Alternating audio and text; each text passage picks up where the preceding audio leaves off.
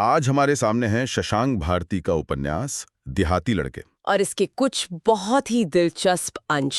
ये कहानी है दोस्ती की, पहले प्यार की और कॉलेज के उन दिनों की जो हमारी पूरी जिंदगी को एक शक्ल दे देते हैं। बिल्कुल। कहानी का जो मुख्य पात्र है राज रजत सिंह चौहान, उसकी जिंदगी के दो दौर हैं हमारे पास। एक आज का, जहां वो एक सफल सरकारी अफसर है, और एक अतीत का, जब वो लखनऊ यूनिवर्सिटी में बस एक आम देहाती लड़का था। और लेखक ने इन दोनों दौरों को बहुत ही दिलचस्प तरीके से बुना है। आज की हमारी पड़ताल सिर्फ कहानी सुनाने पर नहीं होगी। हाँ, हम ये समझने की कोशिश करेंगे कि छोटे शहर से निकला वो लड़का आज इस मुकाम पर पहुंचकर इतना अकेला और कह सकते हैं उलझा हुआ क्यों है। बिल्कुल। आज हम इसी सफर के उन मोड़ों को समझेंगे जहां कुछ रिश्ते बने, कुछ बिगड़े और कुछ शायद हमेशा के लिए बदल गए। तो चलिए कहानी की शुरुआत आज से करते हैं। हाँ, आज के मंजर से। राज रजत की जिंदगी एक तयशुदा धर्रे पे चल रही है, ऑफिस, घर और अकेलापन। एक शांत सी जिंदगी। हाँ, लेकिन तभी उसके फोन पर दो पुराने दोस्तों के मिस्ड कॉल्स आते हैं, युवान और दशा, और ये शांति भंग हो जाती है। और फिर तो जैसे तूफानी आ जाता है। हाँ, दशा बिना बताए दिल्ली से सीधा अहमदाबाद पहुंच जाती है, उसके शहर, अपना जन्मदिन मनाने। और दशा का किरदार आते ही कहानी में एक नई जान आ जाती है। बिल्कुल।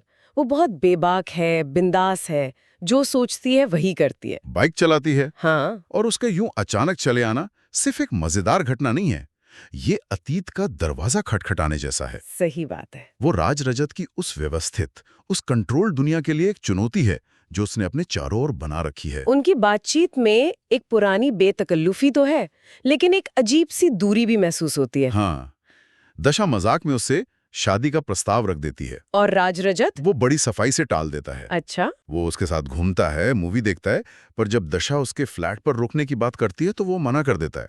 उसे होटल में रुकने को कहता है। हाँ, ये हिस्सा राजो रजत के किरदार के बारे में बहुत कुछ कहता है, नहीं? हाँ, ये उलझन तो है, पर मैं इसे उलझन से ज्यादा एक डर की तरह देखती हूँ। डर किस चीज का? राजो रजत ने अपने चारों ओर एक सफल सरकारी अफसर का जो कवच बना रखा है, दशा का आना उस कवच को तोड़ रहा है। वो उस पुराने बेफिक्र राजो रजत का प्रतीक है जिसे ये नया राजो रजत शायद पीछे छोड़ आया है, या शायद भूल जाना चाहता है। उसे होटल भेजना असल में अपने अतीत को अपनी दहलीज के बाहर रखने की एक कोशिश है। और उसे इस बात का पछतावा भी होता है। तुरंत होता है। वो सोचता है गलत किया मैंने, तो ये साफ है कि वो अपने इस फैसले से खुश नहीं है। बिल्कुल। दशा का आना आज की इस शांत झील में एक पत्थर फेंकने जैसा है। और इसकी लहरें हमें सीधे अतीत तक ले जाती हैं। तो चलिए वहीं चलते हैं जहां ये सब शुरू हुआ था। लखनऊ यूनिवर्सिटी, कॉलेज का पहला दिन। दीवार पर लिखा है, मुस्कुराइए कि आप लखनऊ में हैं। कहानी की ये बनावट बहुत अच्छी है। लेखक ने हमें पहले आज की उलझन में डाला और फिर वो हमें फ्लैशबैक में ले जाकर उसकी वजह तलाशने का मौका दे रहे हैं।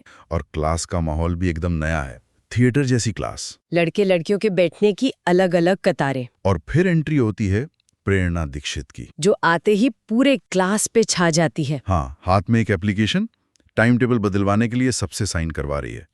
ये आत्मविश्वास है या उस दौर के शहरी युवाओं का एक अलग ही अंदाज था? ये उस दौर के भारत की दो तस्वीरों का आमने सामने आना है। अच्छा। एक तरफ प्रेरणा है जो शहरी कॉन्वेंट शिक्षित मुखर भारत का प्रतीक है, और दूसरी तरफ राज रजत। हाँ, जो छोटे शहर के उस भारत से आता है जहाँ प्रतिभा तो है पर उसे पेश करने का आत्मविश्वास या मंच नहीं है। और यही कहानी में एक बहुत मजेदार मोड़ आता है। वो एप्लीकेशन वाला। हाँ, जब वो एप्लीकेशन राज रजत के पास पहुंचती है तो वो उसमें एक छोटी सी अंग्रेजी की गलती पकड़ लेता है। प्रेरणा ने लिखा था, we request your humble permission, और राज रजत उसे ठीक करके लिखता है, we humbly request your permission. एक छोटा सा बदलाव, लेकिन इसका असर बहुत बड़ा था। बिल्कुल।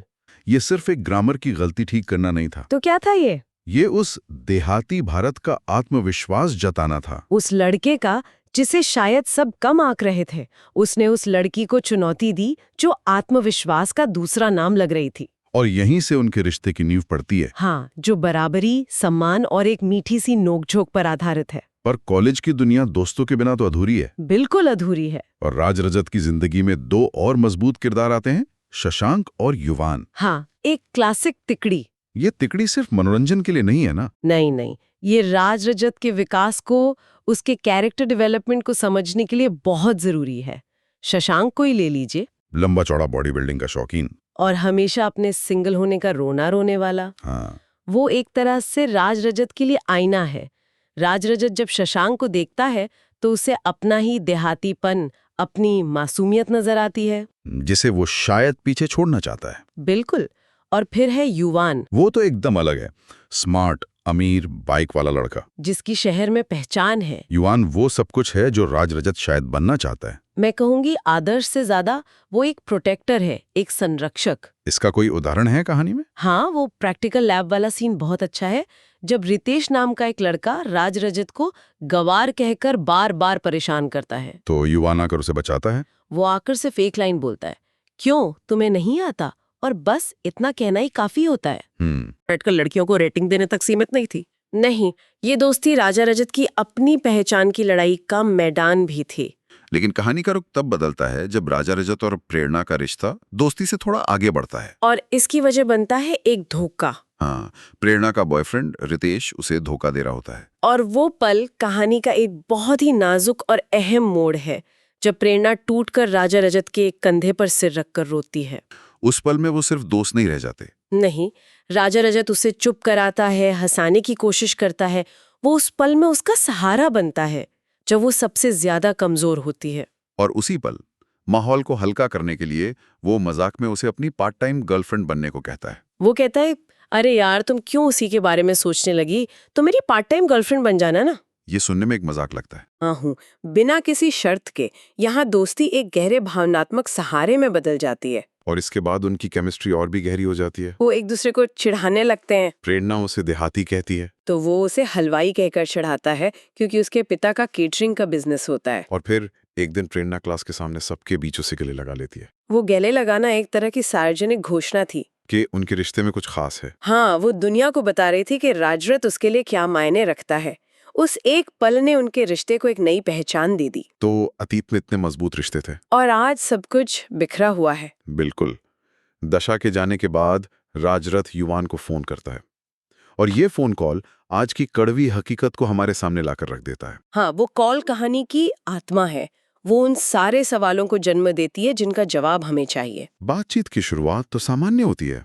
युवान अपनी सगाई की खबर देता है, लेकिन जैसे ही वो राजा रजत को बुलाता है, तनाव साफ दिखने लगता है। राजा रजत इंटरव्यू का बहाना बनाकर टाल देता है। और फिर युवान वो बात कहता है जो बताती है कि दरार कितनी गहरी है। वो बताता है कि शशांक और राजा रजत की बात बंद है। हाँ, वो तंज करता है, बड़ी अच्छी दोस्ती चल रही है हम तीनों की, we the brothers from different mothers, क्यों? उसने तुम्हें ब्लॉक कर रखा है, तुमने मुझे ब्लॉक कर रखा है। ये लाइन सुनकर तो जैसे सब कुछ सामने आ जाता है। बिल्कुल, युवान का दर्द और उसकी हताशा इन शब्दों में साफ झलकती है।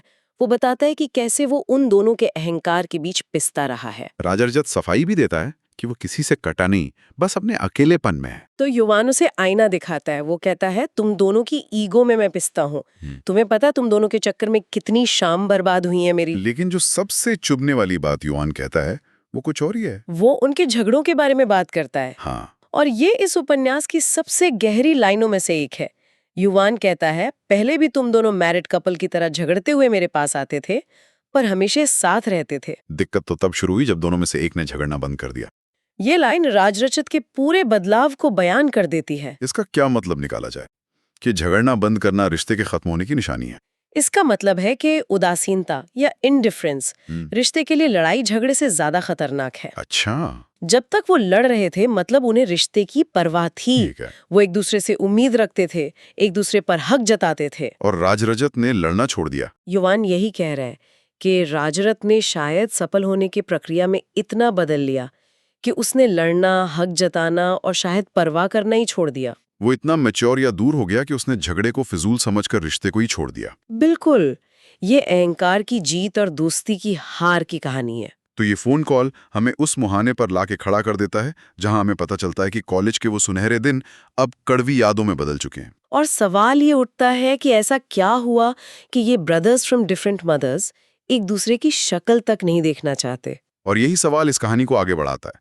क्या राज रजत अपने अतीत का सामना करने के लिए युवान की सगाई में जाएगा? क्या वो शशांक से बात करने की कोशिश करेगा, या वो वापस अपने बनाए हुए सुरक्षित कवच में लौट जाएगा? ये कॉल हमें एक क्लिफ हैंगर पर छोड़ देती है। देहाती लड़के के ये अंश हमें उस दौर में ले जाते हैं जहां रिश्ते बहुत सीधे, सच्चे और गहरे हुआ करते थे। हाँ, हमने दोस्ती, प्यार और अहंकार के बनने और बिगड़ने की एक झलक देखी। राज रजत की कहानी महत्वाकांक्षा और रिश्तों के बीच के उस महीन धागे को दिखाती है जो अक्सर टूट जाता है। बिल्कुल, ये कहानी इस सवाल पर हमें छोड़ जाती है कि क्या टूटे हुए रिश्ते वाकई फिर से जुड़ सकते हैं?